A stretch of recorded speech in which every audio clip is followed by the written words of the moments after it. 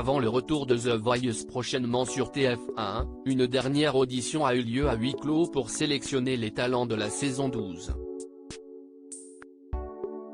Nous avons pu y assister. Le coup d'envoi de la saison 12 de The Voice sera bientôt donné par TF1. Mais sans attendre les premières auditions à l'aveugle, cela fait plusieurs mois qu'un coulisses, les talents sont dans les starting blocks. Sur les 55 000 candidatures reçues cette année, un record depuis le lancement de l'émission en 2012, 135 ont passé les premières étapes pour se présenter à cet ultime casting. À sa sortie, seuls 90 candidats pourront se présenter sur le plateau télé et convaincre Zazie, Vianney, Amel Bent ou encore Big Flo et Oli de se retourner. The Voice, une audition secrète jamais diffusée à la télé alors la tension est palpable, ce jeudi d'octobre, lorsque nous entrons dans les studios OCO, cet ancien cinéma de style industriel de Vitry-sur-Seine, au sud-est de Paris. Durant 2 jours, des dizaines de talents y défilent face à un jury composé de membres de la production, ITV Studio France, note de la rédaction, de TF1 et d'Universal Music. Le grand Manitou des castings musicaux français, Bruno Berber, qui supervise au premier chef The Voice, vient à notre rencontre. On peut facilement passer à côté d'une pépite alors il ne faut pas se planter, avoue-t-il humblement.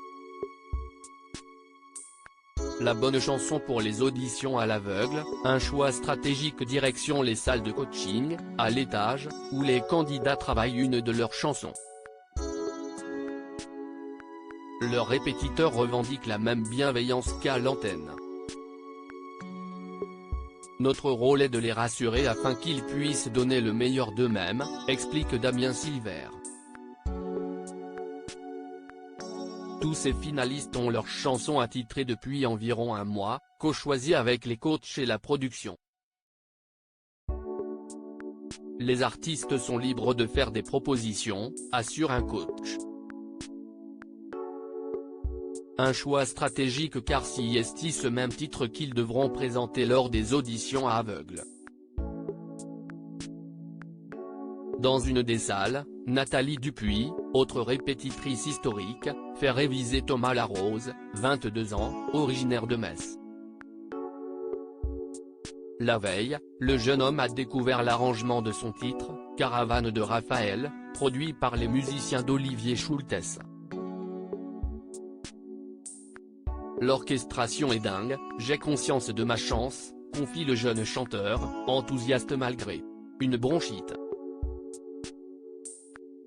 Les talents n'ont que 2 minutes pour convaincre lors de l'audition finale de The Voice 2023. Il est temps de s'avancer dans le long couloir qui mène à l'immense studio.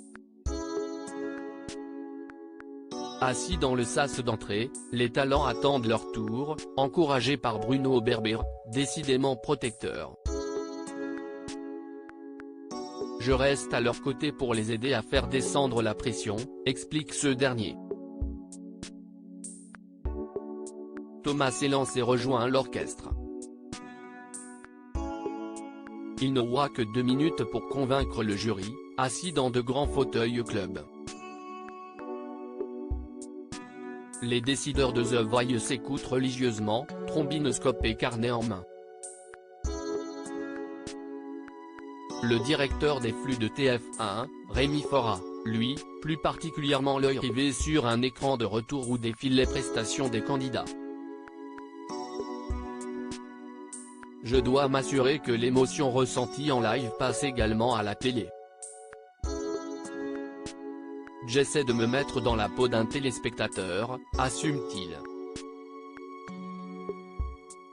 C'est justement sur la base de ces observations, que Bruno Berber se mettra ensuite en chasse de quelques profils supplémentaires pour équilibrer le casting final.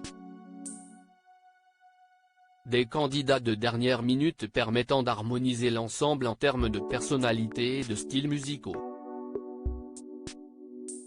C'est ainsi que Claudio Capéo avait intégré l'émission, 3 jours avant le tournage, révèle pour conclure Bruno Berber.